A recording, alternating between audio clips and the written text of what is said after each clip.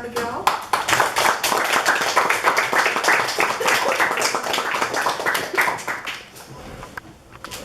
You're on a movie set. Maybe you're one of the actors playing out the scene, or maybe you're one of the cameramen looking on. But you do not want to be the red-faced director who throws his hat on the ground and yells, "No, no, no, you're doing it all wrong." And the actor with a confused look on his face says, "Wait, what's my motivation for this scene?" Motivation is a powerful thing.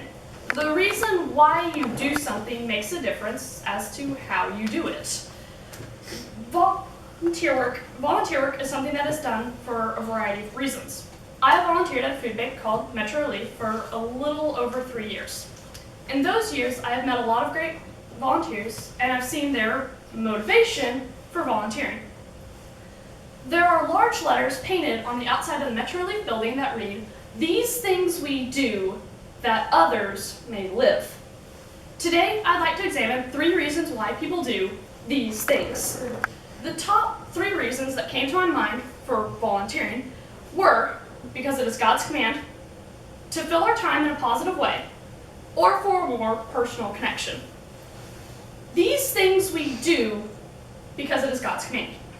The first reason why people volunteer is perhaps the most prevalent, or is the most obvious. Good Christian people doing good Christian things because it is the good Christian thing to do. After all, most food banks get started out of a church as people seeing it as God's command to do good for the poor and hungry.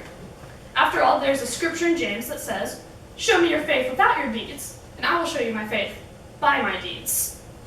But also, these things we do because it fills our time in a positive way. You see, people my age are in school, people my parents' age are at work, but people my grandparents' age are retired and are looking for something to do during the day. Most of Metro Relief's regular volunteers are retirees looking for something to get out of the house for 1 or 2 hours. And all of them are glad to see people who are glad to see them. One of our most faithful volunteers is 90 years old. Another retiree is working 2 days a week at the pantry and getting a degree in Bible from an online college while in his spare time learning how to play the piano.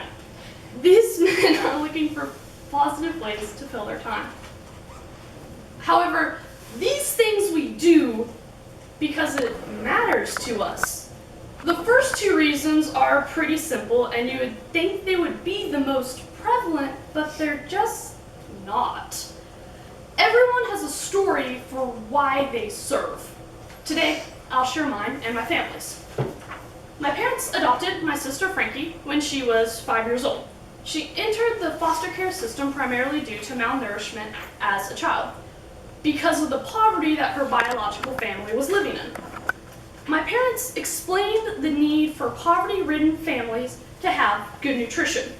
And although no one was able to step in to adequately help my sister's biological family, we could help other children and their families.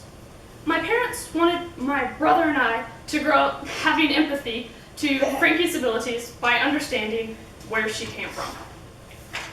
There are a lot of great places to get involved and help others, but as long as you have a reason to serve, serve. If your reason is because it is God's command, then serve. If your reason is just to fill up an hour or 2, serve. If your reason is uniquely personal to you, yourself, and I, then serve. As for me, I answer to the cry of these things we do with the most powerful reason of that others may live.